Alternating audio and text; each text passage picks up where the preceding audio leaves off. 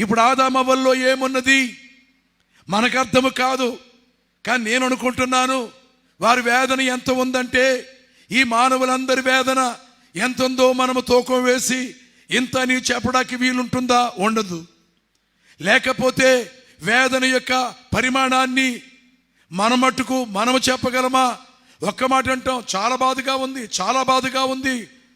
అంతకు మించి మన బాధ అంతా చెప్పుకోలేము. చెప్పుకున్నది కూడా కొంచెమే, కానీ చెప్పుకోలేనంత బాధ, చెప్పుకోలేని బాధలు ప్రతి మనిషి జీవితంలో ఉండగా, ఇప్పుడు ఈ బాధలు తొలగించగలిగిన ఒకే ఒక వ్యక్తి ఆ రోజున తోటలోనికి వచ్చాడు, తర్వాత తొట్టిలోనికి వచ్చాడు. ఆ రోజున తోటలో అవ్వ దగ్గరికి వచ్చాడు, ఆదాము దగ్గరికి వచ్చాడు, పేరు పెట్టి పిలిచాడు. ఆదామా అని అనడాన్ని బట్టి నిన్ను నేను మర్చిపోలేదు, నీ పరిస్థితి ఏమిటో నాకు తెలుసు, నేనే నిన్ను కలుగు చేసిన రూపాన్ని ఇచ్చాను, కానీ ఏదెను అనే ఆహ్లాదకరమైనటువంటి స్థలాన్ని నీకు ప్రసాదించాను, కానీ అన్నీ పోగొట్టుకున్నవే, మహిమను పోగొట్టుకున్నవే. మహిమ అనేది నీలో నుండి వేరైపోయిందే, దూరం అయిపోయిందే.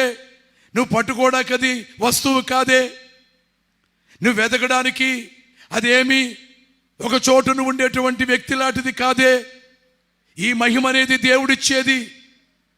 పోగొట్టుకుంటే దేవుని దగ్గరికి ఆ మహిమ వెళ్ళిపోద్ది, నీ దగ్గర నుండి దూరం అయిపోద్ది. అలాంటిది అయిపోయినటువంటి ఆదామును పేరు పెట్టి పిలవడాన్ని బట్టి కొంత ధైర్యము కలిగింది. నన్ను దేవుడు విడిచిపెట్టలేదు, నన్ను పలకరించాడు. ఒక్కోసారి కొందరిని ఆప్తులు, ప్రియులు మాట్లాడటం మానివేస్తారు. ఎప్పుడైనా వారు నీకు ఫోన్ చేసి బాగున్నావా అనగానే నేను నీకు గుర్తున్నానా అని అప్పటికప్పుడే ఒక్క మాటతోనే కన్నీళ్లు జలజల రాలుతూ ఉంటాయి.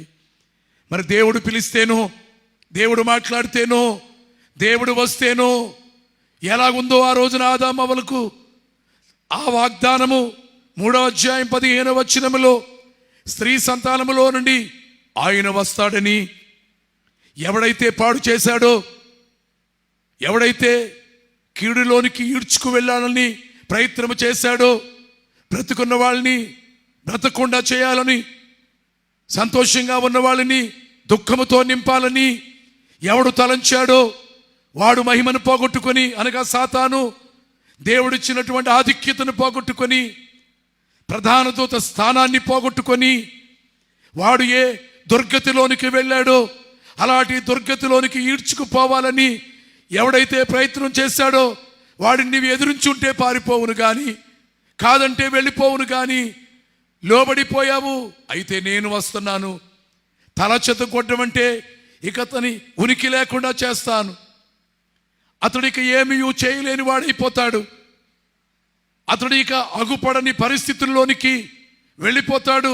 ఆ పని చేయడానికి నేను వస్తానని మొట్టమొదటి బైబిలులోని దేవుని వాగ్దానము ఆదికాండము 3వ అధ్యాయము 15వ వచనమే.